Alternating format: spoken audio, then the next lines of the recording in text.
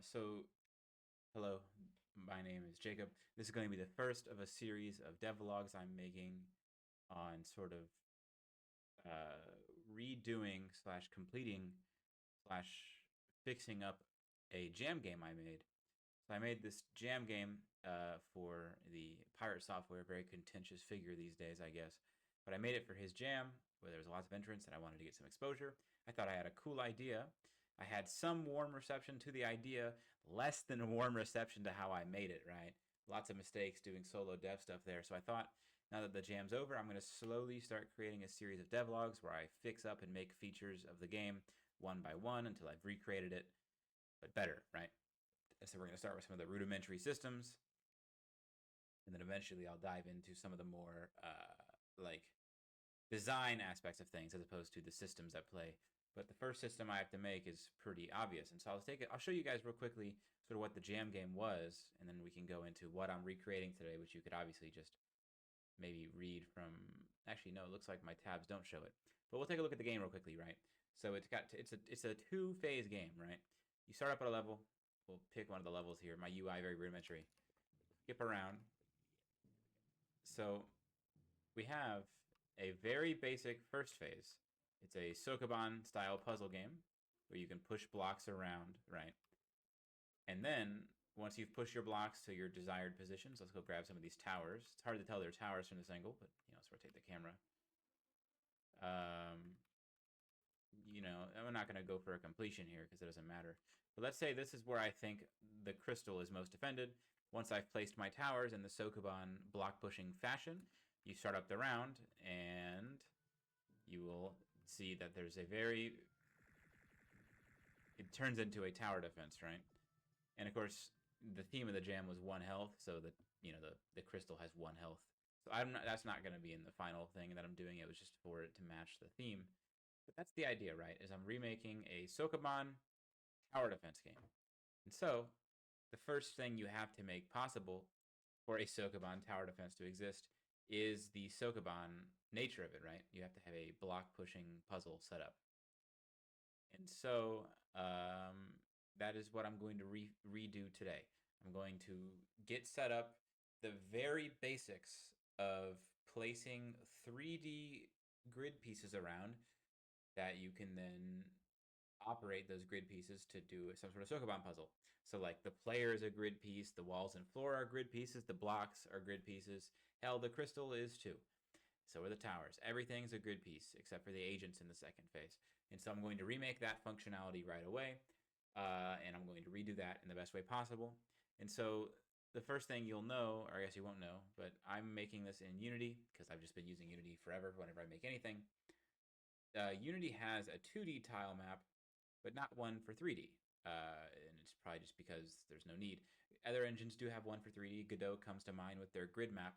And so I'm remaking a GridMap, so to speak. I'm not going to go with every feature that the GridMap has or the Tilemap has. I'm going to re-go over some of them, right? So I pulled out some of the source code just to see what sort of features the Tilemap has. So there's a lot of things going on here. But I boiled it down to, and we'll go ahead and go into present here. Uh, you know, so what does the 2D tile map in Unity do? It does a lot of things. It has its own custom built-in editor. But what does it really do when you're trying to use it? I sort of laid out some of the things I noticed. It has two major classes. It has the tile class, which defines obviously what the tile is, right? So it knows the sprite reference for what they're going to render there. It has a color offset, so if you want to tint the sprite. It has a collider type, so you can put colliders on sprites. So like in a tile map for a 2D platformer, you can have, a triangular collider. And this is used when building the tile map collider, which is a sum collider of all the individual colliders. I don't think I'll be doing that. Mainly because I don't intend to do physics with this game, at least for not the. I don't think there'll be any physics actually. Now that I think about it, but either way, and then it has other references right to the instance object, and it has more on that class than just that. But there's not a lot of functionality in the tile class. It's meant to just be data that represents what a tile is. And then the other part that I have to recreate, the more important part, is the tile map, which has some data about its origin and its size. So you could get a center point of the tile map. So like where is the absolute center of every tile that's placed. And it has a size, which is the corner to corner, I guess I can't really show my hands here, but a corner to corner bounds, right? That encapsulates the furthest point on the positive XYZ and the furthest point, or I guess the first one positive XY, the lowest point on the negative XY, right? And it's that is the size, the difference between those two. And maybe it's half extents. I don't actually know if it's half extents or not. We'll see if I do that. And if I do that, what do I do? I might end up doing that for the camera system that I'm going to set up later on, but we'll see.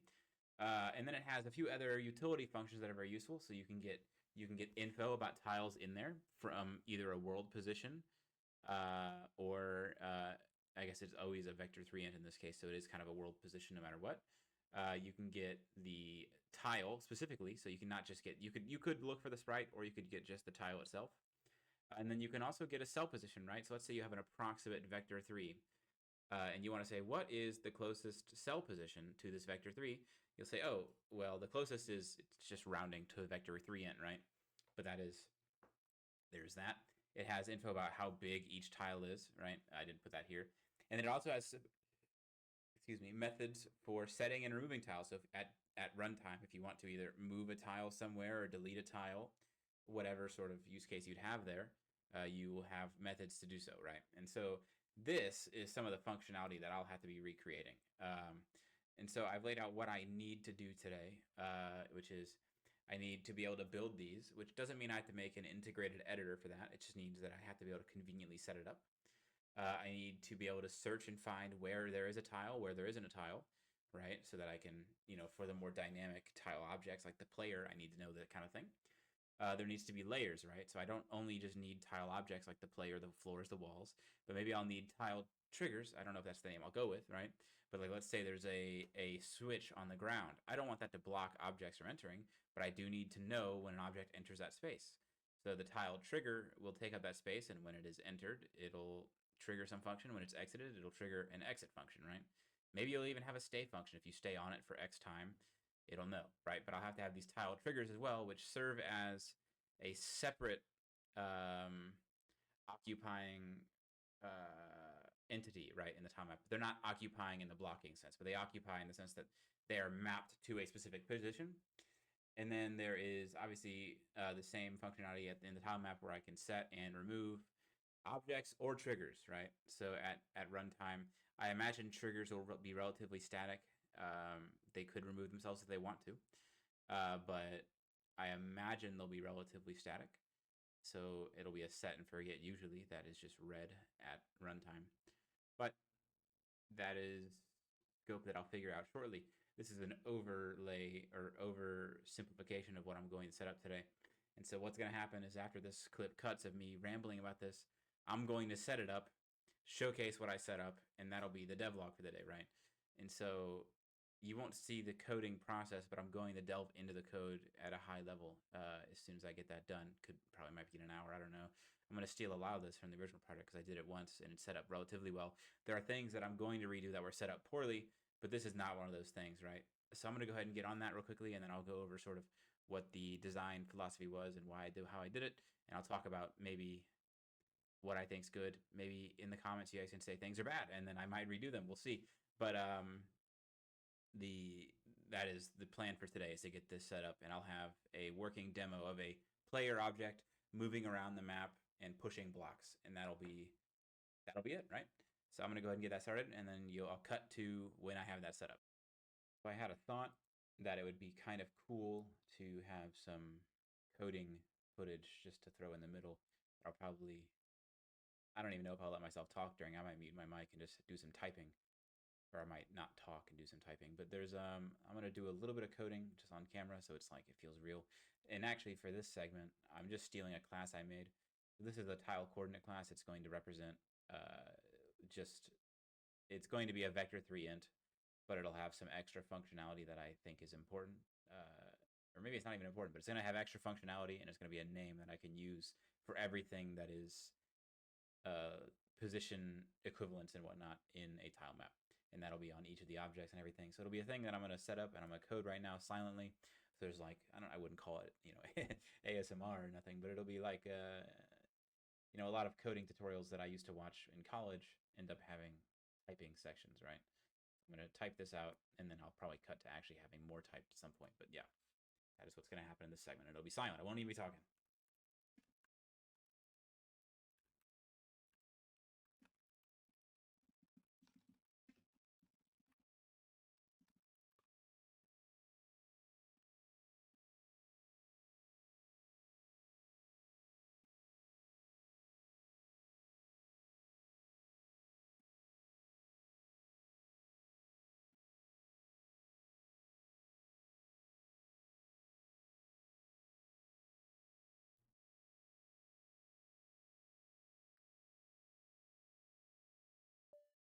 Okay, so that is the extent of that class. I'm not going to record the rest of them. And I bet you're probably wondering, if you're actually staring at this long enough while I typed it out, what actually is the point of this class? What does it do that a vector3 int doesn't? And it's not much. The major difference is the comparison functions here. Now, I can't actually tell you how vector3 ints compare. I don't know. But what is important here is that I want a way to be able to, I don't even know if this is something I'd used. I don't actually think I used it. Maybe I did. But the reason is that I want to be able to compare two vector3 positions. And this is maybe for something. I can't remember if maybe I used it at some point. Maybe I don't now. But the point is that I want the comparison to exist in a way that I know how it works, where I want the y height, so how far up and down it is, to be the most important. So higher up blocks in the y-axis are the most important. And then rows are then based on depth, and then the side-to-side distance, right? So that's why I set this class up for that comparison. I mean, the string override is nice for printing and debugging, but you don't need that. You wouldn't make a whole class like this just for that. But the main thing I made it for was there was some reason when I originally made this class in the last game for using a comparison. Maybe I won't need it. Maybe I can go back to just using vector3 ints. But for now, I have this class which is basically a vector3 int, but with a potentially different comparison. I'd have to look into what the comparison is inside of vector3s. I don't know. But yes, this is what I typed up here. I don't know what I'll do with this section. Maybe it'll be in, maybe it won't be in. Maybe you'll never see this, but we'll see. Okay, so I have come to a finishing point for today. It took me like 2 hours maybe. I did a lot of reworking with WebGL in mind. In my first game, so one of the major limitations of WebGL, and this is probably not the only problem I encountered, but GC calls. Very expensive on WebGL, right? So anytime you're creating objects in memory or destroying them, or even just like large data structures, seem to take longer.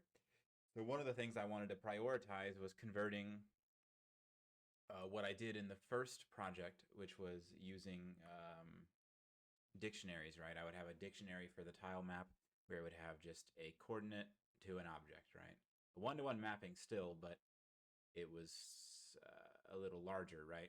And so what I'm doing now is still a one-to-one mapping, but I'm mapping to an array, right?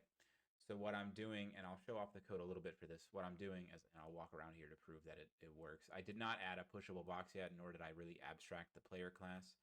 You'll see here as I don't know if I can even make this bigger, right? If I can, I guess I can't, but you'll see here the player cube here, it has some rudimentary code. You'll see it bouncing around the array, right? And so I won't go into too much detail, but the way you convert what I would say is a 3D grid into an array is essentially flattening, right?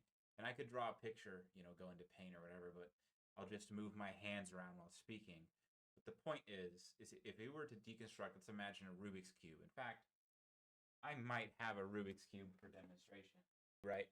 If you wanted to convert this Rubik's Cube into a one-dimensional array, right? So first, let's count, right? So you have 9 cubes in the top layer, 9 in the middle layer, and 9 in the bottom layer, right? So 9, 18, 27. You would turn this from a 3x3x3 cube into a 1x27 by 1 cube, right? So the way that happens is you want to flatten it, right? So you'll take layer 3, move it down, layer 2, move it down. So then you would have a 3 by 3 by 9 cube, right? A flat plane. And then you take that flat plane and you pull out each of the other planes and you lay them side by side. So you essentially stack layers and then stack layers again, right? But from first, you're taking all the Y layers and putting them onto one plane. Then you're taking all the Z layers and putting them onto one plane, right, to make it a straight line of 27 cubes. And so that's what I'm doing here, is I'm taking what would be a dictionary of coordinates that is actually a cube in space and turning it into a one-dimensional array here. And it's probably much faster, at least I would imagine, right? Because when it comes to dictionaries, you have to do it, even though they both accessing this array and accessing a dictionary are a constant time. There's memory caching and like cache locality involved, right? And so it's a little faster. It's also going to be less memory dense. I don't know if that matters, but WebGL apparently sucks, right? And I'm not even planning to build for WebGL, but I just hated in the jam how slow my game was on WebGL. And so I'm rebuilding it for like maximum speed. And I'm sacrificing at the beginning a longer initialization period, right? And so I'll take a look at the code just a little bit here real quickly. Let me pull it over to the screen, right? So you see the player here. I did not do anything fancy for this. I just have some actual reading, and we don't need to go into what it's doing too much, right? But this is not what I'm doing today. Tomorrow, I'll go further into the Sokoban style aspects, right? I'll set up the covers. I'll set up the actual like movable interface that all objects that move will use and inherit from. But for today, I just have a player cube moving around, right? And so let's take a look at some of the other things we have at play here. And at first, I'll loosely, like very quickly cover this pattern I like to do in Unity. And this is not really something that you have to do, but I like the ECS structure, right? Where you have a system that manages a lot of things. I just don't want to use Unity ECS because it takes a lot longer to set things up. But I do something like that where I make most of my objects that I don't like to have a bunch of separate objects all in the scene running their own code independently of each other and just like checking for things and hoping it works. I like having a rigid execution order. So every object that is owned will be executed by some larger system, and then the scene will have like 4 independent systems interacting rather than hundreds of components interacting on all different objects, right? So that's how I sort of manage this. I have this virtual class that things inherit, right? So then we get a tile bound object that all the tile objects, triggers, and objects will inherit from. And this has very basic setup here. And then we get into the class I coded earlier, which I explained. That's some basic math. And then the main hitter of what I implemented today, we'll go through this in a very interfacey way, right? But what's happening is that this system, this GridMap system, has a few accessors that are important. The accessors that we really care about are the coordinate from position. So how do we get the tile coordinate from the world position so we can pull that into our objects that we have in the scene? And how do we get their world position from a coordinate? That's how we move them to where they're actually supposed to be rendering at, right? And then we have a bunch of other helpful things for like checks, right? Is the coordinate we're going to try to go to a valid coordinate? Is it within our predetermined one-dimensional array of coordinates, right? That we are setting as the max size level. And then we have some setters and getters for objects, some setters and getters for triggers. These aren't used yet, the triggers, but the objects are, and you'll see that in a moment. And then we have some other helper privates here, right? And these do some math to convert what we're looking at to an actual index for the array. So let's take a look at how this is initialized now. There's 2 stages, right? So we pull in every object in the scene that we think should be owned by this grid, right? This is a boundary that I don't know if I need to actually have because all these are ran by for each loops. But I have that boundary. So first we're going to get all the grid information. So this is where we do the flattening, right? So first we're going to do is get what I would like to call the corners, right? The corners that describe the cube. You have a lower corner and an upper corner. I should probably at some point draw on paint without even a draw pad. But my point is when you have a cube, right? Rubik's Cube here. How you can know the size is you get 2 corners. You see the 2 corners I'm holding it by, right? And that is how you can say, well, this cube has a minimum in space and a maximum in space. So that's what's going to define the size. So we do some searching for the most minimum coordinates we've ever found. right? And that helps us ascribe the size. We set the size, and then we do some other things to set all these data points. These data points are these 5 up here, right? We have, and we're not using these yet, but we have a min, a max, a center. These will probably be used all for camera work later in some camera in service or camera system that I do. And then we have this int total cells, and that total cells is the math I talked about earlier, which is well, currently the total number of cells is just the multiplication of all the edge lengths, right? Length times width, length times depth times height. But the flattening that I talked about happens here, right? Where you have the z times the plane, and then the y times the length of that, and then sum the x, right? And so that's sort of how you get the plane, or how you map a coordinate to a plane in that same size. So once we set the size things, all we do is then we grab all the objects, we initialize them, and then shove them into their data structure of choice, right? And that's how we're going to access them later on whenever we need to know. And so that is all I worked on today, was redoing this in the most WebGL memory-friendly way possible, because my goal is to really improve performance on WebGL from the last time, right? Because I don't really plan to make a full game available in WebGL, but like when you're uploading an itch game, you're going to get way more players on a WebGL version than you'll get on a non-WebGL. So I want to make it as user-friendly as possible for like the demo and whatnot that I'm setting up here. So I want it to be really performant, and I want to get rid of some issues I was having where performance was tied also to FPS, and it was weird. I didn't think it should be, but it was, to where on 60 FPS, levels were way harder than when I was testing them at 500 FPS. So I think something about how my towers were attacking was tied to the FPS and the delta times, right? Because on a lower FPS, you have larger delta times. Each frame lasts a little longer. And so I'm going to work on that. I'm going to work on having a high FPS, even though I'm pretty sure WebGL is capped at 60. But I'm going to work on making it as performant as possible and as little GC work as possible during scenes. Once a level's loaded, I'm intending to try to pool literally everything that could be in the scene so that nothing is deleted at runtime. Nothing at all. And that is some probably copium, right? But I'm going to do as much of that as possible. So anyways, this is what I worked on today. I'm going to attempt to, on more complicated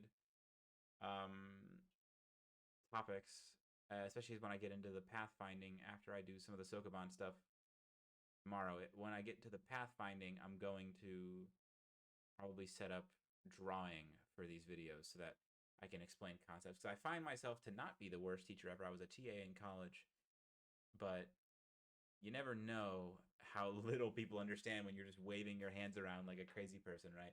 But anyways, that's neither here nor there. I'm going to see if I can. Also, I just realized the camera's here, but I've been looking over here at the video to make sure it all looks correct and all the timers and things look correct. But anyways, I'm going to see if for the future I'll set that up with my draw pad so I can do a little better on examples than holding a cube in your face and hoping you understand, right?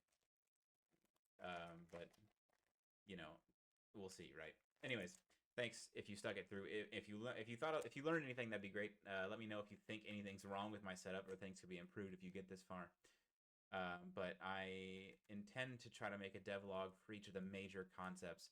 So the next one I'll put out probably tomorrow, actually, will be all of the Sokoban things, like pushing blocks, setting up the triggers to work properly, stacked triggers. So I'll probably get a sample scene set up of like switches, movable blocks, the player, and that'll all be set up cleanly. And that'll be actually a shorter video than this, right? I think, because it'll be showing off very little stuff. But I'll try to have some visuals for that if I can. I just don't know what yet. I'm not really a content creator. I just want to get some of my stuff out there so that like maybe I can get people to help me along by not only like playing and testing and talking to me about the project that I'm working on, but you know, also if there's way better coders out there, which there are, right? If they have better ideas for cleaning these things up. Because I mean, like I've done some speed things, like pre-computing things that I'm repeatedly using in math down here, but you know, you can only do so much. And so I'm hoping to, by putting these devlogs out there, get attention, get some help, get some feedback as I go along. And, I'm not expecting much, but if I could even get like 25 people interested in like testing this on itch whenever I release demos, that would massively help me improve like not only motivation for working on it, right, but improve the game itself that I'm going to work on here, because actual players testing is better than my friends who are biased, who are obviously willing to push through some slop more because I made it than a stranger would push through some slop, right? And so, anyways, all that aside, videos will improve steadily as I do them more. This is already better than the last one I put out for the last thing I was working on. So you'll see that these improve very rapidly over time. And I'm going to try to up the production quality in the future. But anyways, I digress. Thanks for tuning in if you made it this long. If you didn't make it this long and skipped through and heard this anyway, just punched the mic. Even if you made it this long without, listening all the way through, thanks. Leave any feedback about the code or the idea, which I didn't go over too much at the beginning, but the idea I'll start going over more as I develop. But leave any feedback you have, or go play the demo that I'll link in the description for what I did on the jam that I'm now remaking. Do whatever you need, right? But just go ahead and let me know if you have any thoughts or feedback or ideas or suggestions or anything, even if it's just pertaining to the video I'm producing, right? Because I'm going to attempt to make these a little better as I go. But yeah, I appreciate any of you who made it this far. Thank you very much. I'll see you in the next one, probably tomorrow, actually, because these are going to be on the weekends. I'll probably rush out a video every Saturday and Sunday. They won't be too heavily edited, right? This is going to be 3 clips stapled together, so wouldn't be too much work to get these out besides just clicking record and talking every now and again. But yeah, thank you.